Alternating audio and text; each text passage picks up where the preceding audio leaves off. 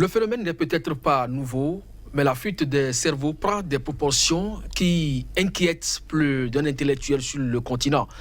Meilleur salaire, conditions de travail confortables, près de 20% des praticiens du continent ont choisi de s'établir dans les pays riches, qui ne font rien à leur tour pour stopper l'hémorragie. Ingénieurs, enseignants, informaticiens, cadres et techniciens en tout genre, ils sont des dizaines de milliers chaque année à quitter leur pays. Alors, si l'Afrique exporte des matières premières, elle exporte aussi sa matière grise. Le phénomène n'épargne pas le corps médical. Une étude publiée en janvier par un organisme américain, the Center for Global Development, montre que près de 20% des médecins africains travaillent aujourd'hui dans des pays riches. Le pourcentage atteint même 28% pour l'Afrique subsaharienne. Pourquoi partout, du nord au sud, de l'est à l'ouest du continent, tant d'hommes et de femmes diplômés ou surdiplômés vont-ils chercher fortune ailleurs? Mesdames, Messieurs, fuite des cerveaux, l'Afrique pourra-t-elle un jour contenir ses médecins et les garder sur place? C'est bien sûr autour de ces thèmes que nous allons discuter ce matin. Et pour en parler, je reçois pour vous Dr Gilbert Fassilou. Il est le secrétaire général du syndicat autonome des médecins du Bénin. Monsieur Fassilou, merci d'être là. Merci, monsieur le journaliste. En face de vous, c'est Dr Koudjo Tokpanou. Il est médecin spécialiste des maladies infectieuses et tropicales. Il est aussi écrivain. Merci d'être encore une fois sur ce plateau. Merci bien, monsieur le journaliste. Alors, voilà donc la problématique du Burkina Faso, du Mali, du Niger, de la Guinée, de la Côte d'Ivoire ou encore du Gabon, même sans oublier le cas du Bénin. Ils sont nombreux, ces médecins qui reçoivent des formations aux frais de l'État et qui, pour certains, refusent de rentrer au pays et d'autres qui viennent et replient en même temps sur le pays qui les a formés ou carrément des gens qui ont suivi leur formation sur place et qui quittent le territoire national. Quand vous suivez ça, Dr Koudjo, vous êtes content? Non, je ne peux pas être content, monsieur le journaliste, parce que nous vivons une fuite réelle des cerveaux africains vers l'Occident. C'est une triste réalité. On ne peut pas être content parce que nous sommes formés d'abord pour nous occuper de nos parents, de la population, dont on a bénéficié des frais pour suivre notre formation, que ce soit depuis le cours primaire au collège, université, jusqu'à la spécialisation. Donc nous avons un devoir de rester et de nous occuper donc de cette population. Donc ce que nous déplorons, cette fuite-là, elle est regrettable. Devoir moral oblige, docteur Fassilou. Heureusement, vous êtes encore au pays. Est-ce que vous ambitionnez de partir demain? Merci, monsieur le journaliste. Chacun a un objectif dans la vie. Et quand ton objectif croise le chemin d'opportunité, tu peux facilement partir. C'est vrai, la situation est très déplorable. Ce qui se passe aujourd'hui où la majeure partie de nos médecins spécialistes quittent facilement le pays pour, comme direction, la France, le Sénégal et d'autres pays. Je ne vais pas m'en vouloir à ces personnes qui partent, mais je veux surtout m'en prendre à un système qui ne permet pas que ces médecins, bien qu'ils ont la volonté, qu'ils restent dans le pays. Vous voulez vous en prendre à un système. Vous parlez donc de l'État central. Quelles sont les raisons spécifiques pour ceux qui sont partis, parce que la plupart du temps, ce sont vos collègues, quelles sont les raisons qu'ils avancent en dehors de l'opportunité dont vous avez parlé? Non, les raisons sont multiples et multiformes. Quand on prend ce qui peut motiver le départ d'un médecin d'un pays comme le nôtre vers la France, on peut comprendre que c'est la recherche d'un mieux-être. Quand quelqu'un quitte un pays pour aller exercer le métier qu'il a appris dans ce pays, en tout cas ailleurs, le premier motif d'ailleurs, c'est qu'il voit que là où il va trouver de meilleures conditions que le pays de départ. Peut-être qu'il sera mieux traité, peut-être qu'il y a aussi des contraintes qui sont dans le pays d'origine, qu'il n'y en a pas dans le pays d'arrivée. Et il préfère donc plutôt aller. Majoritairement chez nous ici, vous allez constater que d'abord, les conditions de travail ne sont pas meilleures. Mais est-ce que ce n'est pas des raisons subjectives? Est-ce que vous pensez vraiment que Pour ces raisons, alors que les autres, là où vous allez, c'est des gens qui ont créé quand même leurs conditions. Mais pourquoi ici, vous ne pouvez pas créer ces conditions et travailler, vivre avec? Non, je disais tout à l'heure que je voudrais surtout m'en prendre à un système. Ouais. Parce que ce n'est pas au médecin de créer les conditions dans lesquelles il doit travailler. L'article 4 du Code de déontologie dit clairement que le médecin ne doit pas exercer sa profession dans les conditions qui puissent compromettre la qualité des soins qu'il donne aux malades ni les actes qu'il pose. Mais si le médecin se retrouve dans des conditions où il voit que l'exercice qu'il fait, il y a beaucoup de choses qui constituent des freins pour la qualité des soins qu'il doit donner à la population. Il voit même qu'il se retrouve même en danger en posant certains actes. Parce que parfois, on fait certaines interventions dans des conditions où c'est de justesse qu'on arrive à sauver le malade.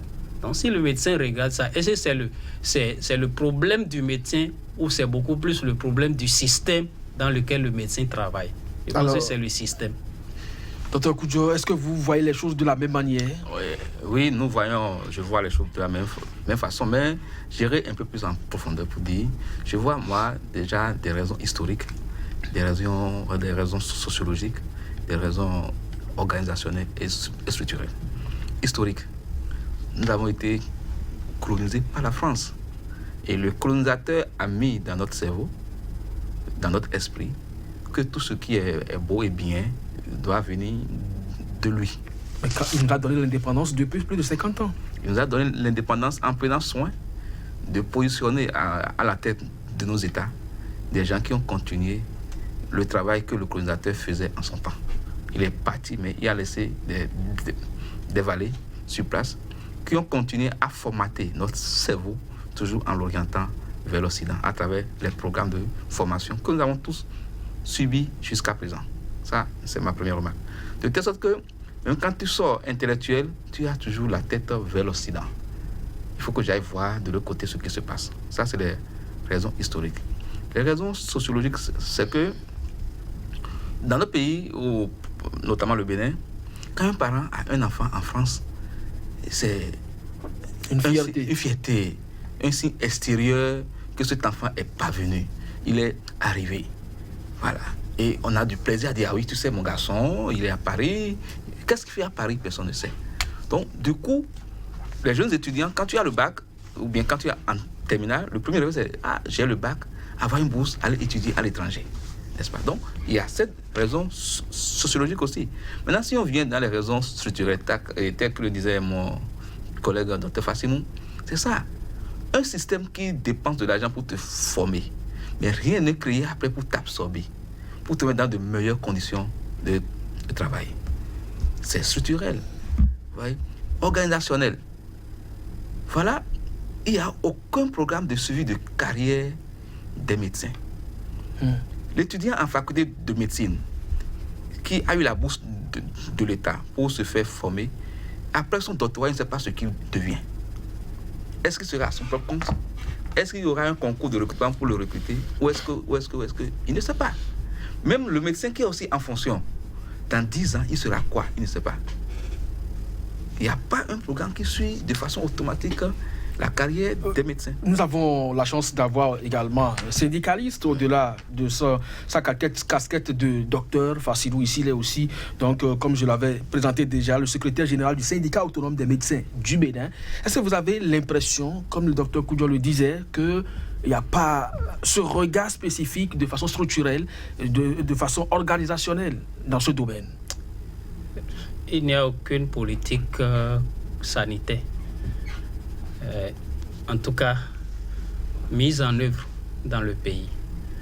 Je voudrais en fait dire que les autorités que nous avons depuis l'indépendance, ou bien même depuis, disons, même la conférence des forces vives de la nation, ils n'ont pas une vision prospective, une vision du lendemain pour prévoir en réalité pour notre pays quel est le système de santé que nous voulons avoir, la qualité des soins que nous voulons avoir pour le pays dans 5 ans, dans 10 ans, dans 20 ans. Qu'est-ce que vous faites Parce que s'il y en avait eu, ça aurait amené à faire quoi? À programmer, à tout programmer.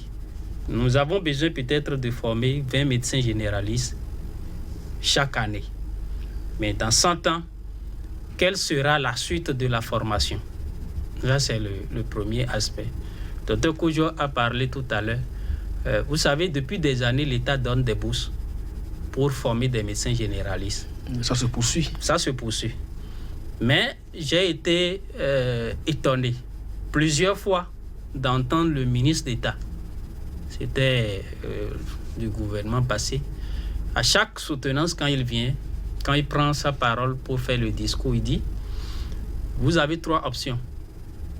Soit vous allez dans le privé, ce qui est plus facile, soit vous allez dans le public, ce qui est plus difficile parce qu'il n'y a plus pratiquement pas de recrutement dans la fonction publique, soit vous voyagez, vous quittez le pays et vous allez ailleurs. Donc déjà, Donc, vous si donne une orientation. autorité pareille, une autorité à de pareils niveaux, dit aux médecins qu'ils ont formés à des frais de l'État qu'ils peuvent sortir du pays, ça veut dire qu'ils n'avaient aucune politique. Et quand vous regardez notre pays, de 1950 à aujourd'hui, la population s'est multipliée de 2 millions à 8 millions, 10 millions. Mais voyez quelles ont été la quantité, sinon, quel a été le nombre de médecins recrutés pour pouvoir faire face aux problèmes, aux défis du secteur de la santé. On a vu que malgré que la population s'est quadruplée ou bien augmentée par 5, le recrutement des médecins, ça n'a pas suivi. Donc, plus aujourd'hui, on voit qu'on ne recrute pratiquement pas des médecins dans la fonction publique.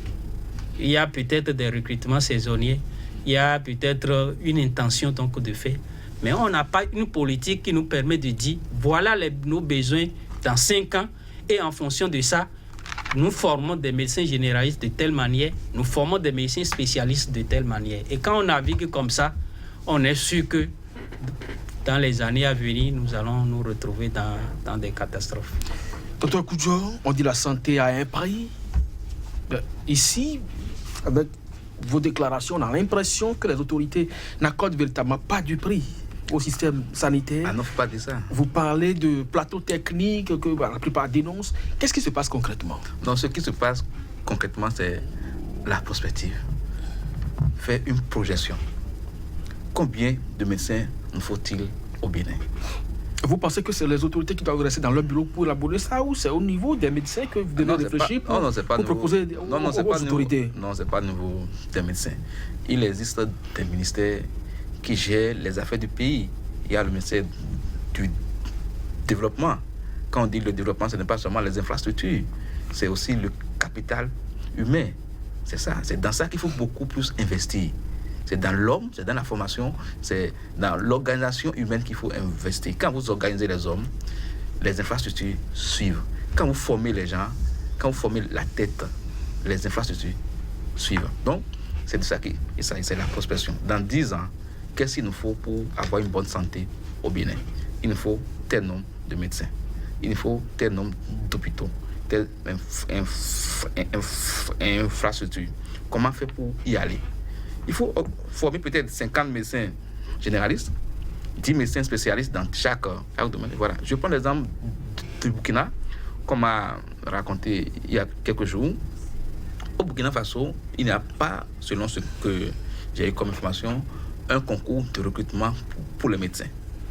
Vous sortez de la faculté, le ministère de la fonction publique prend la liste des médecins qui sont sortis, et chaque fois, quand on en a besoin, on va voir cette liste par performance et on prend. Si c'est 20 qu'on veut prendre, on prend celui-là, donc de 1 à 20, ceux-là, ils partent, ils rentrent dans la fonction publique et on les envoie un peu partout. Quand il y a un autre besoin et qu'on doit prendre encore, on revient sur la même liste et on voit ceux qui restaient, on les embarque. Si je prends le cas du Sénégal, pour ce que je connais des professeurs agrégés, pour ce que j'ai vu au cours de ma formation, voilà des professeurs qui vont à un concours d'agrégation. Déjà, on sait soit ils réussissent bien, ils échouent. Mais on leur fait écrire pour dire, Seigneur, vous dit, bon, si vous terminez, si vous réussi à votre concours, toi, tu vas dans telle région. Développer ce dont tu es professeur. Tu développes un pôle d'excellence. Toi, tu vas ailleurs. Donc, quand les professeurs sortent, en même temps, chacun sait que c'est fini pour Dakar. Je rentre à l'intérieur du pays et je fais mon travail. Ouais. Ça, c'est une vision. Donc, chaque pays doit, normalement, déterminer quelle est sa vision. Et c'est au niveau du ministère du Développement, ministère de la Fonction publique, ministère de la Santé, puisque nous parlons du secteur de la santé, de se voir et de dire mais qu'est-ce que nous voulons faire pour notre pays. Regardez, il y a eu des recrutements qui ont été faits récemment. Mais si vous voyez le nombre de médecins par département, ce n'est pas suffisant pour combler les gaps. C'est vrai que c'est un pas, mais il reste beaucoup encore à faire. Des médecins qui sont formés. Et le ministre de ce temps dit, vous avez l'option même de voyager, mais si moi je prends mon sac, je voyage, qui peut me demander des comptes? Voilà. Dr. Koudja, vous avez prêté serment quand même pour sauver des vies. Et si on va à l'extérieur pour se faire de l'argent, on dit meilleur salaire, conditions de travail confortables, c'est pas le serment ça, c'est pas le fondement ça. Vous me donnez l'occasion de revenir ou bien de dire quelque chose sur le serment d'Hippocrate que les médecins ont prêté. Quand on fait grève, les journalistes nous attaquent là-dessus. La population nous attaque là-dessus. Mais aucun médecin, aucun agent de santé n'a fait le serment d'Hippocrate pour être pauvre. Ah bon? Si. Et dans le serment d'Hippocrate, il est dit que le médecin ou l'agent de santé accepte d'être rémunéré à la juste valeur du travail qu'il a eu à faire. On se pose alors la question, est-ce que le médecin est payé à la juste du travail qu'il fait? En Afrique? Au Bénin, c'est fou. Et donc ailleurs, si les gens ont cette opportunité d'être payés gracieusement, d'être dans des régions où les conditions leur permettent de respecter le serment d'Hippocrate, ils vont partir. Moi, je ne les soutiens pas, mais je les comprends. On a prêté serment aussi pour sauver des vies. Mais quand l'État met les outils, le plateau technique à notre disposition, vous imaginez, tu es neurologue, par exemple, dans un hôpital, et pour poser ton diagnostic, tu as besoin d'un scanner. Mais dans un pays où il n'y a qu'un seul scanner au niveau central, tu es peut-être dans un hôpital à Diawere ou bien je ne sais pas où, dans une région. Qu'est-ce que tu vas faire, toi, neurologue? Il faut envoyer la personne de Diawere ou bien de Ouin ou bien de je ne sais d'où jusqu'à Cotonou pour qu'on te fasse un scanner qui ne veut pas te donner les lésions, les résultats en temps réel parce que le truc évolue. Donc, vous voyez. Donc, si l'État met les plateaux et les moyens à disposition des spécialistes, des médecins qui sont formés, les gens peuvent faire le travail. Mais l'autre chose que la population ne sait pas, il faut que la population sache. Nos États africains, en 1978, à la conférence de Bamako, on dit clairement que c'est la population même qui prend en charge ses soins de santé. C'est un peu partout, non? Ah oui, c'est un peu partout. Mais quelle population? Celle qui n'a même pas l'argent de se faire acheter une seringue. Celle qui n'a même pas l'argent de payer une ordonnance de 10 000 francs. Ouais. Donc, ce sont nos États, d'une façon globale, qui ont plus ou moins démissionné en ce qui concerne d'abord la santé de la population et l'encadrement maintenant des prestataires de santé. Docteur Fassilou, si le pourcentage sur le continent est de 20%, des fuites de cerveau, 28% revient à l'Afrique subsaharienne, est-ce que vous n'avez pas honte à ce niveau-là? Ce chiffre vous honore-t-il? Oui, ça n'honore personne. Ça n'honore ni la population, ni les médecins. La cupidité, c'est dans votre région? Mais non, ce n'est pas qu'il y a la cupidité. Je vais vous peut-être donner un exemple tout à l'heure.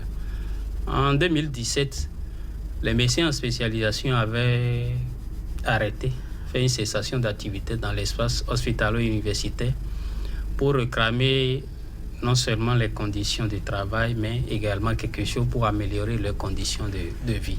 Un peu comme ce qui se passe actuellement en Algérie. Dans leurs revendications, ils avaient proposé à l'État que l'État finance, en tout cas apporte quelque chose pour subventionner leur formation et qu'à partir de la 3e année, qu'on puisse leur établir un engagement pour qu'à la fin, qu'ils soient obligés de rester pour pouvoir soigner la population. Mais ça a été balayé du revers de la main lors des négociations.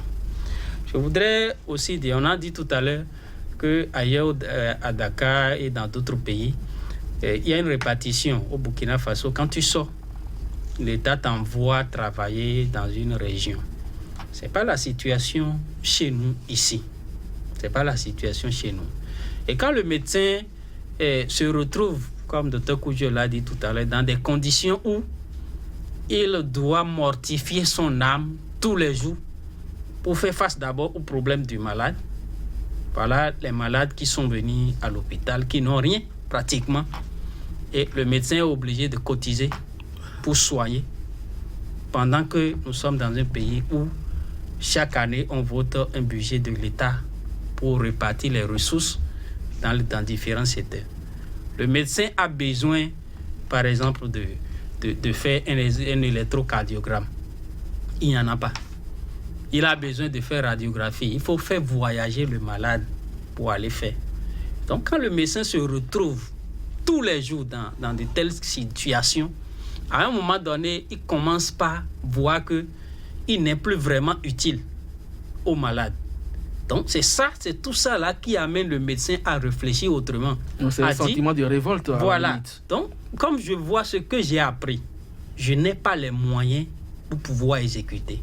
Vous voyez chez nous ici, le plateau technique, pendant la grève dont je vous ai parlé tout à l'heure, les médecins en spécialisation, ils ont dénoncé tout ça. Que ce soit au niveau de CNH, au niveau de Chumel. Vous voyez, à l'hôpital Lagune, le bloc de Lagune était brûlé en 2015, de juillet 2015. J'avais vu que c'est en 2017, en juillet, ou bien mai passé, qu'ils ont fait cessation d'activité. Ils ont bloqué. Et c'est ça qui a fait qu'on a changé. Pendant 2 ans, les médecins ont été contraints à opérer tous les malades dans un seul bloc. On opère, on nettoie, on remet quelqu'un d'autre et c'est des urgences. Donc quand tu travailles dans des conditions pareilles, à un moment donné, quel que soit ton patriotisme, tu es obligé de réfléchir autrement. Je pense que c'est ce qui se passe dans notre pays, dans l'Afrique subsaharienne, où il n'y a vraiment pas une politique d'abord pour créer le minimum de conditions de travail aux médecins. Et il n'y a aucune politique pour inciter le médecin à être à l'aise là où il est en train donc de travailler. Donc, ce n'est pas la cupidité, c'est beaucoup plus les conditions. Oui, qu'est-ce qui alors motive le choix des régions? Parce qu'ils quittent l'Afrique, ils ne vont pas dans n'importe quel pays, c'est soit la France, c'est soit le Canada, c'est soit les États-Unis. Ça veut dire qu'ils cherchent forcément de l'argent, le mieux-être. Ils ne veulent pas forcément travailler. Oui, en fait, ils cherchent le mieux-être. C'est parce que là-bas, vous voyez, il y a la couverture santé universelle. La sécurité sociale qui fait qu'aujourd'hui, pour les malades, le médecin, en prescrivant, ne pense pas est-ce que le malade peut payer ou pas. Il sait que ce qu'il a demandé, ce sera réalisé. Donc ça fait un. Deuxième chose, c'est que quand vous allez là-bas, on vous paie à la hauteur de ce que vous faites. Vous avez un minimum de conditions qui vous permet de ne pas réfléchir à un médecin qui va travailler, mais qui pense à comment il va scolariser même son enfant. Vous pensez que ce médecin sera à l'aise pour donner le maximum de ce qu'il a en lui? Au moment où il est en train de faire des consultations, il pense à comment il va soigner son papa. Vous savez que chez nous, même dans les grands hôpitaux comme le CNHU, le médecin, en réalité, n'a pas une prise en charge qui lui permet, s'il tombe malade, de s'en sortir. Il ne peut pas. Avec son salaire, avec ce qu'il gagne, il ne peut pas faire face valablement aux soins. Donc, c'est tout ça qui fait que le médecin est obligé de voir ailleurs. Nous n'encourageons pas ça, mais nous attirons en fait l'attention de l'État. Il urge aujourd'hui que les politiques puissent changer. On a parlé de la rencontre des chefs d'État en 1978, mais en 2001, il y a une autre rencontre à Abuja où les chefs d'État se sont accordés sur le fait que chaque année, chaque pays doit louer 15% de son budget national au secteur de la santé. Vous avez vu l'année passée, on a alloué 4,5%. 4,5% du budget national. Des 2010 milliards, là, on a donné 83 milliards au secteur de la santé. Et si c'est comme ça, comment vous voulez que les médecins puissent être à l'aise pour travailler? Travailler sans boîte d'accouchement, dans une unité de gynécologie, dans une salle d'accouchement, il n'y a pas boîte d'accouchement, il n'y a pas ventouse, il n'y a pas forceps, il n'y a pas un minimum, il n'y a pas d'échographe en ça. Pour que, quand il y a urgence comme ça, il faut mettre une sonde pour voir, il y a tel problème pour vite décider. Le médecin n'a pas le choix à un moment donné. Dr Koujo, finalement, c'est un problème d'orgueil? Non, les médecins ne sont pas orgueilleux, mais ils veulent servir tel qu'ils ont appris. J'ai une amie médecin avec qui je suis actuellement à Porto-Novo qui a fait le Cuba. Mais quand elle voit les réalités dans lesquelles elle travaille, elle s'arrache les cheveux. Elle dit c'est pas possible, les gens ont dépassé ça. On ne peut pas continuer comme ça. Donc, au-delà de cette fuite de cerveau que nous voyons, que nous dénonçons, c'est qu'il y a les réalités qui ne permettent pas aux médecins de travailler aisément. Nous qui sommes restés, c'est parce que nous avons voulu vivre les conditions, accepter et surtout rester auprès de nos parents. Moi, j'ai fait ma spécialité à Dakar. J'avais des opportunités de rester au Sénégal, avec promesse de la nationalité sénégalaise. Et les Sénégalais sont forts en ça aussi. Ils vous mettent dans de bonnes conditions de travail. Et pourtant, c'est un pays africain. Je ne dis pas que le plateau technique, bien l'organisation, ou bien les réalités sociales sont différentes aussi. Il y a des pauvres là-bas, il y a des gens qui viennent mourir aussi là-bas à cause de 200 francs, ça c'est vrai. Mais au niveau étatique, au niveau du sommet, ils ont mis des choses en place pour que l'étranger puisse rester chez eux et travailler pour développer leur pays. Et c'est la même chose que les autres pays font, les Français, les Canadiens. Sarkozy a créé l'immigration sélective, basée sur le cerveau, sur la compétence. Les Canadiens, les 4 visas, mais ils ne viennent pas chercher nos cultivateurs. Quand tu es cultivateur, que tu déposes ton dossier, tu ne seras jamais retenu, mais tu es médecin, ingénieur, agronome, voilà, c'est ça qu'ils veulent, parce qu'ils ont compris que dans 50 ans, leur pays court à la pète. Alors comment régler ça? Dès maintenant, ils ont compris. Mais nous, dans la pratique africaine, Benoît, c'est Dieu qui pouvoir à tout et Dieu il pouvoira. Maoulambaï. Et nous sommes dans Maoulambaï là, et rien n'est programmé. Ouais, donc c'est ce qui nous tue. J'ai cité 3 ministères, développement, prospective, fonction publique, ministère de la Santé, que ces 3 ministères puissent se retrouver et définir une programmation prospective pour la carrière des médecins. Et beaucoup de choses vont changer. Mais est-ce que vous savez que ça coûte effectivement cher aussi? Les autres là, ça coûte en termes d'argent pour le continent? Qu'est-ce qui coûte? Les autres des médecins. L'ordre des médecins. Oui, le départ des médecins du continent. Oui, que ça coûte cher. Mais qu'est-ce que le continent fait pour les garder sur son territoire? Si vous ne faites rien, vous déboursez de l'argent pour former des gens. Et vous ne créez pas un réceptacle pour que les gens reviennent travailler. Mais ils vont faire quoi pour vivre?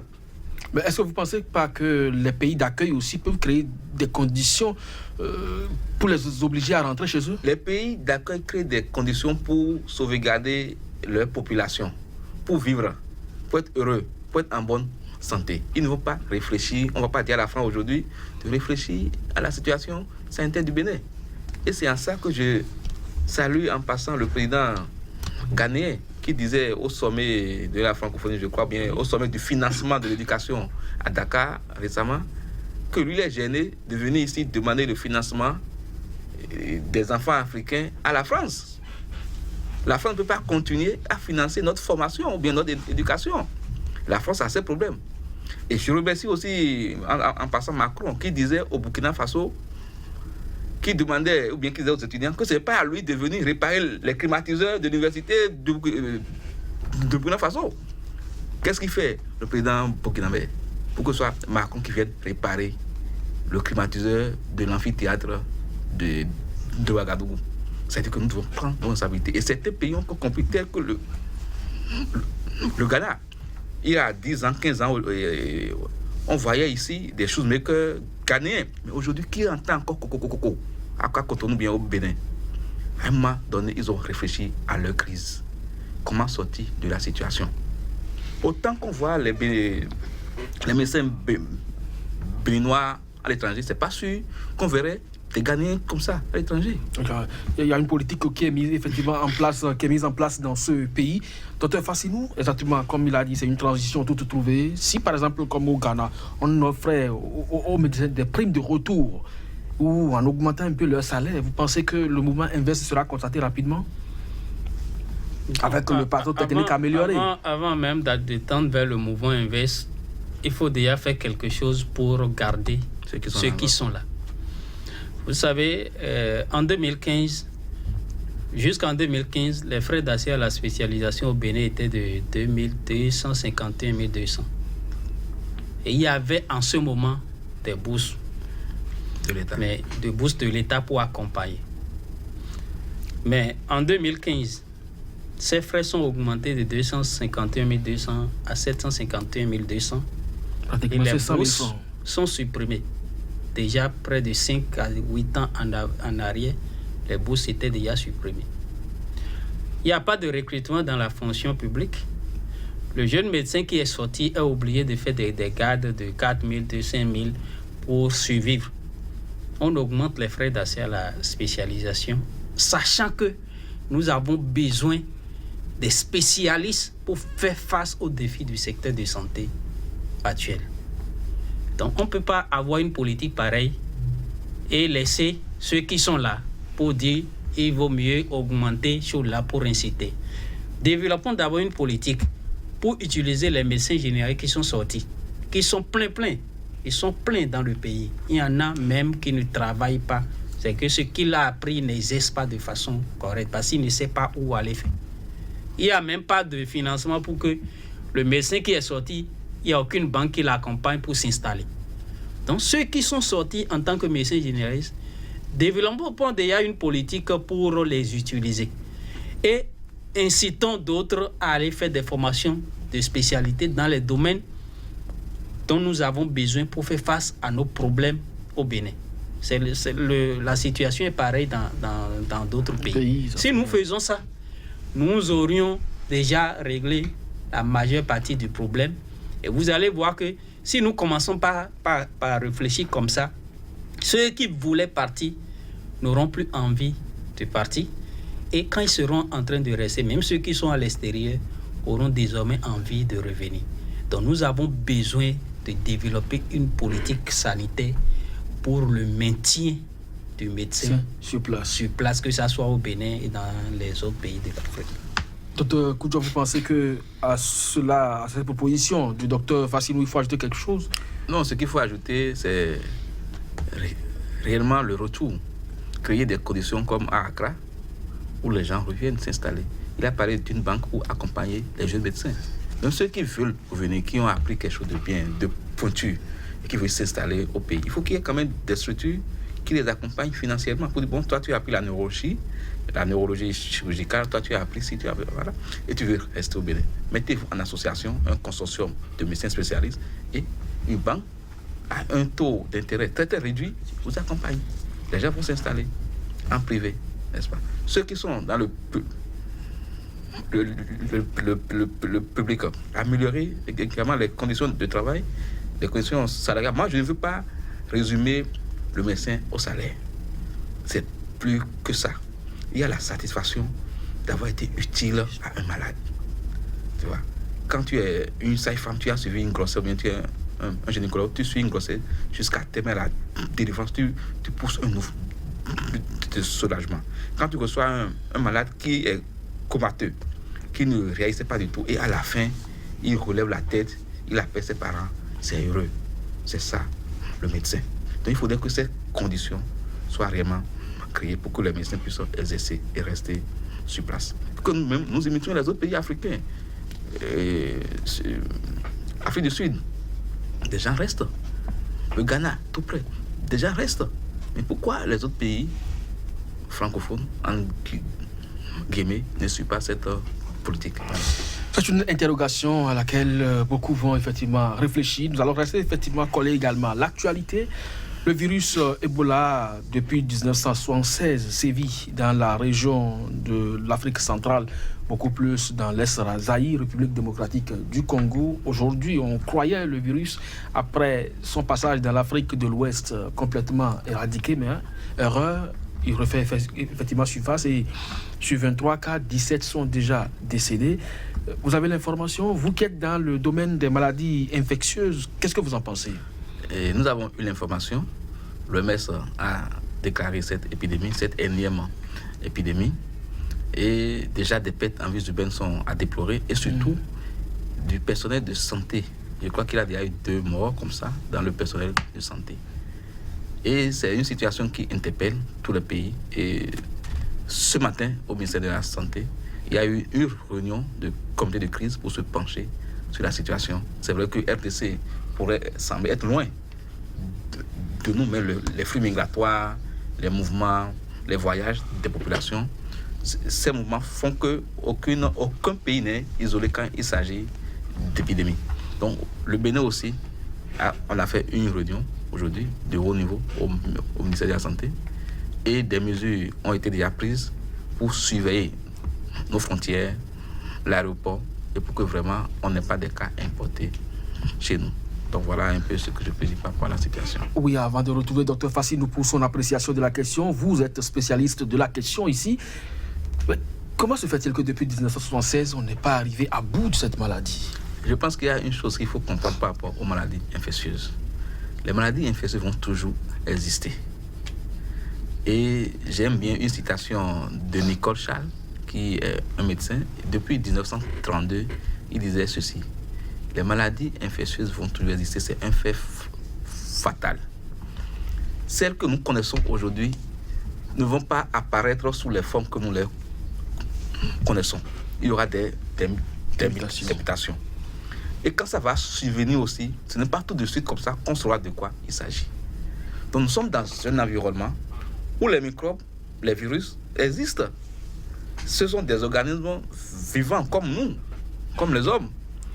Mais le constat qui est fait, c'est que l'homme, dans son désir de conquérir le monde, dans son désir de se donner un cadre de vie, va agresser ces microbes, ces virus dans leur réservoir, bien dans leur gîte.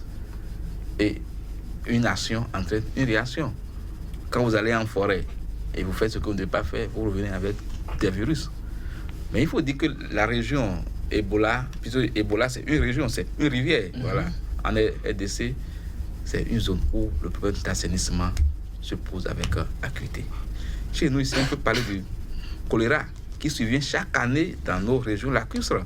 C'est-à-dire que c'est l'assainissement et le comportement qui posent problème. Donc ces maladies infectieuses sont d'abord des maladies de comportement. Si nous changeons de comportement, si nous améliorons notre hygiène de vie, je crois qu'on va limiter un peu cette recrudescence des épidémies. Dr Fassidou, je le disais tout à l'heure, Ebola, on le croyait seulement circonscrit à la région centrale de l'Afrique, mais l'Afrique de l'Ouest en a fait les frais et suffisamment.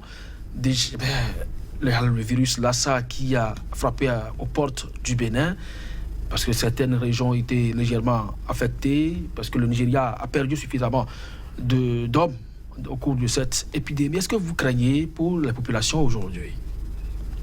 Non, il faut continuer de craindre pour la population. D'autant que je l'ai dit tout à l'heure, les mêmes maladies que nous avons vues aujourd'hui, ça peut réapparaître demain, mais en adoptant une autre forme. Et tant que nous n'arrivons pas à régler le problème de l'assainissement, nous ne pouvons pas venir à bout des maladies qui font, en tout cas épidémiques, qui réapparaissent, qui continuent donc d'embêter le système sanitaire. Il a parlé du cas de choléra. C'est vrai, Ebola plus grave, choléra aussi n'est pas moins, parce qu'on a vu, quand il y a épidémie la dernière fois, il y a des cas de décès. Donc, parce que nous savons que ces maladies doivent réapparaître, ce que nous devons faire, c'est de nous apprêter pour ça. C'est pourquoi il doit avoir un accent mis sur la prévention. Le médecin n'est pas là seulement pour traiter, il n'est pas là seulement uniquement pour le curatif, mais le médecin est là pour le préventif. Il y a des médecins, en tout cas, qui sont formés pour ça. Il faut utiliser ces médecins, aller voir quel est le profil épidémique de la population que nous avons et qu'est-ce qu'il faut faire. Il doit avoir des réflexions continues. C'est pas que nous faisons nous gérons la crise aujourd'hui. Bon, on attend. Quand ça réapparaît, on va encore rassembler ces médecins pour travailler. Quand nous allons nous comporter comme ça, nous serons toujours des sapeurs-pompiers au lieu d'être des gens qui préviennent. Voilà, la proactivité. Aujourd'hui, l'OMS, l'UNICEF, Médecins sans frontières, tout le monde a envahi la région pour venir en aide aux populations affectées. Mais si vous ne pensez pas, comme il a dit, non seulement qu'il y ait un mécanisme de suivi, Parce que tout à l'heure, on va circonscrire le mal et croire que c'est terminé, mais ça va revenir. La proactivité, donc prévenir, anticiper, au lieu de venir toujours comme un sapeur-pompier, c'est pas mieux? Oui, et c'est ça, c'est le système qui est mis en place dans tous les pays. C'est ça même qui a fait que l'OMS déjà a alerté tous les pays membres de l'OMS qu'il y a une telle épidémie. Donc il y a un mécanisme de surveillance qui est chaque pays dans son ministère de la Santé, même au niveau du ministère de l'Intérieur, ils ont des systèmes d'alerte, de suivi qui permettent, quand il y a un moindre incident de santé qui touche à la santé publique, tout le monde est alerté et on prend les dispositions. C'est déjà très bon. Nous aussi, dans le système du Bénin, dans toutes les zones sanitaires, dans tous les centres de santé, il y a un mécanisme d'information vers le niveau supérieur, le niveau national. Quand il y a un cas d'épidémie dans le dernier village du Bénin, dans les 24 heures qui suivent, ça remonte à la... Oui, mais comment faire pour que quand même on n'en arrive pas à détecter des cas, les prévenir? Non. Parce que ça, mais vous parlez de période d'incubation. Ouais. Quand le microbe entre dans l'organisme, il faut au moins un certain nombre, au moins 8... Quand on prend les fièvres virales, c'est 21 jours. Voilà. Ebola, là, ça, c'est mais on peut quand même détecter ça si le mécanisme était vraiment huilé. Mais pourquoi attendre que le cas se déclenche d'abord? Oui, ça repose le problème de formation du personnel de santé. Vous voyez? Parce que quand je suis bien formé, je peux dépister très tôt, ça fait 1. Détecter tôt, ça fait 1. Ça pose également le problème du comportement de nos populations. Au Bénin et partout en Afrique, quand quelqu'un fait une maladie qui lui semble un peu spectaculaire, il pense que c'est son voisin, ses attentes, et que c'est un envoûtement, c'est ceci. Et on part dans des circuits détournés, c'est-à-dire on va chez les praticiens, on va dans les couvents religieux, et on va, au lieu de venir directement à l'hôpital. Quand on fait tout ce circuit, le mal a le temps de vous envahir davantage. Vous imaginez un malade qui vient à l'hôpital avec un abcès. Tu es diabétique, tu fais abcès. C'est une urgence de prise en charge, n'est-ce pas? Et tu dis au médecin, non, avant que vous me touchiez, attendez d'abord 20 heures, que mes parents aillent d'abord enlever la main de l'homme de ma maladie. Et qu'est-ce que moi, médecin, je fais? Je croise les bras et j'attends que 20 heures sonnent pour que je vienne te soigner. C'est un cas que moi, j'ai eu à vivre. Peut-être tu ne peux pas forcer la personne pour le prendre en charge. Donc c'est cette mentalité qui fait que en Afrique, les maladies nous envahissent et on se dit, mais c'est parti d'où? Pourquoi nous en sommes arrivés là? C'est quand même déplorable, ces pesanteuses qui continuent donc d'avoir droit de citer sur le continent. Docteur Fassine, on va sortir bientôt de cette émission. Qu'est-ce que l'Afrique pourra faire pour retenir ces médecins? Je pense que la première chose que nous devons déjà faire, c'est d'avoir une politique sanitaire propre à nous-mêmes. Il faut un programme de développement en santé qui va établir quel est le besoin que nous avons en matière de chaque catégorie de médecins. En plus de ça, c'est de revoir les conditions dans lesquelles ces médecins doivent travailler. Il faut que nous puissions avoir une politique pour équiper nos hôpitaux, nos formations sanitaires. Nous l'avons dit, le Bénin dépense plus de 12 milliards par an pour les évacuations sanitaires, alors qu'il faut moins de 5 milliards pour un centre de radiothérapie.